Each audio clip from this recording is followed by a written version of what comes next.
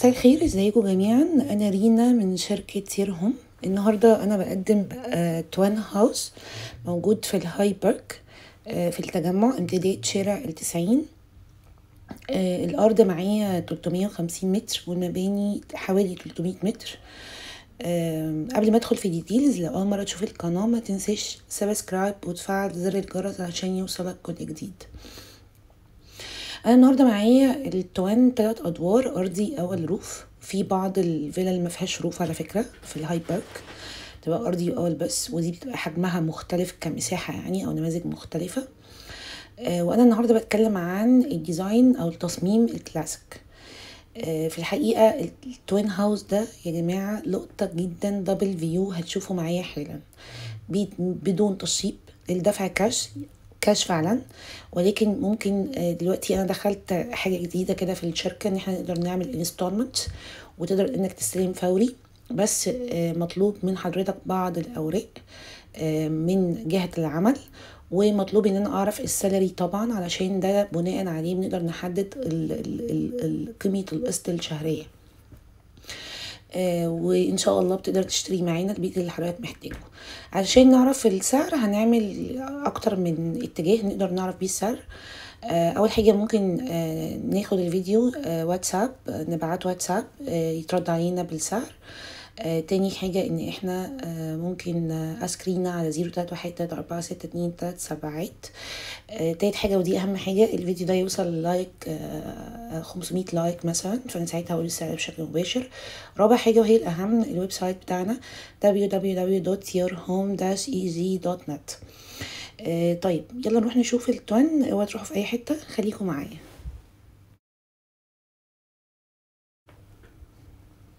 بصوا يا جماعة، احنا كده داخلين من الجهة الأمامية للبيت.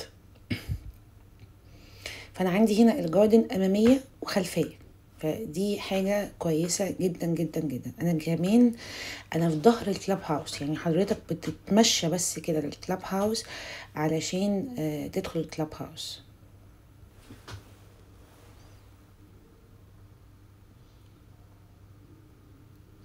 أو مش في ظهره، أنا جنبه. أنا جنبه يعني، هو جنبي على طول توين هاوس، وبعدين في الكلاب هاوس. انا حابه قوي شكل الديزاين، بصراحه مميز جدا بالنسبه لي، الالوان جميله رائعه. وعجبني الباساج اللي قدام البيت اللي كله لاندسكيب، وعندي التوان ده دبل فيو هنشوف دلوقتي مع بعض. ده ريسبشن طبعا. انا عجبني قوي التقسيمه الداخليه، يعني يمكن دخلت بعض الفيلا، لا التقسيمه دي بصراحه عجباني جدا، ما فيهاش كلكعه كتير، فمش هتحتاج انك تعيد تقسيمتها. في بعض الفلل حلوه، ولكن هتحتاج انك تعيد التقسيمه على حسب بقى بتحب ريسبشن مربع ولا مستطيل. بصوا ريسبشن قد ايه ما شاء الله، يعني مساحته حلوه جدا.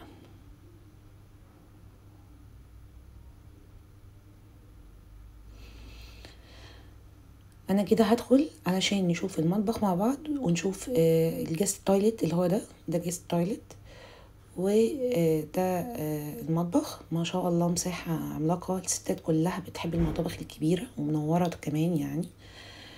وهنا غرفة مربية بالحمام، لو احنا ما عندناش ومربية بتبات معانا فنقدر ان احنا نوسع المطبخ اكبر من كده كمان. ده حمام غرفة المربية. عندي كمان دي ممكن تنفع دراير مثلا، وده ستورج كده اسفل السلم. فهما هنا في التوين عجبني قوي التقسيمة، ان هما مستغلين كل جزء وضلع موجود في التوين. هنطلع فوق الدور الاول.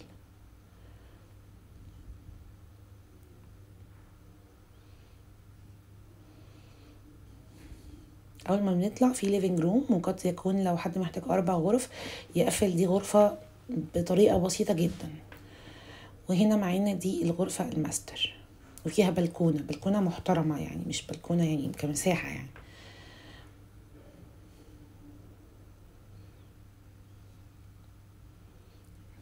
بصوا دريسنج قد ايه ما شاء الله. فعلا التوين ده مش محتاج اي حاجة غير انه يتشطب. ده الحمام. انا بس عندي كل الحاجات هنا مقفلة، فمش هعرف افتح البلكونات يعني، بس احنا ممكن نشوف الاطلالة من الشباك عادي.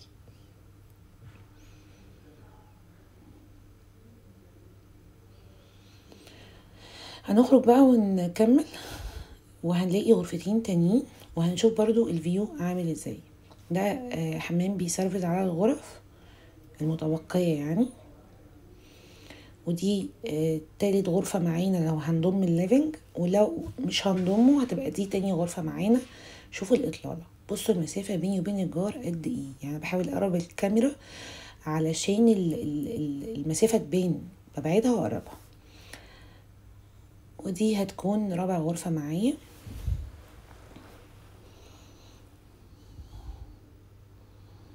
وبعدين هنطلع الدور التالت، وده اخر دور معانا، وهيكون معانا غرفة معيش. عشان كده انا بقول خلي يعني الغرفة اللي في الدور التاني دي خلوها غرفة نوم، يعني مش هيبقى عندي 2 ليفنج في البيت، ومش هيكون قاعدة بشغل التلفزيون وحواليا غرف والناس نايمة، يعني مش احسن حاجة في الدنيا بصراحة. طيب احنا مش هنعرف ندخل الروف لانه بالفعل الباب مغلق يعني، ولكن هي نفس الاطلالة اللي احنا شفناها. تفاصيل السعر اتكلمنا فيها، اتكلمنا ازاي تقدر توصل لنا علشان تقدر تعرف السعر، اتكلمنا ان احنا ممكن نقسط، بس بيبقى فيه شروط زي ما اتفقنا للتقسيط، وهي طبعا نوع الوظيفة، المرتب كام، المدة قد ايه، القيمة او قيمة القسط اللي حضرتك عايز تقسط من خلالها. رينا سليمان، شركة سيرهم عقارات. بس اشوفكم قريب، باي باي.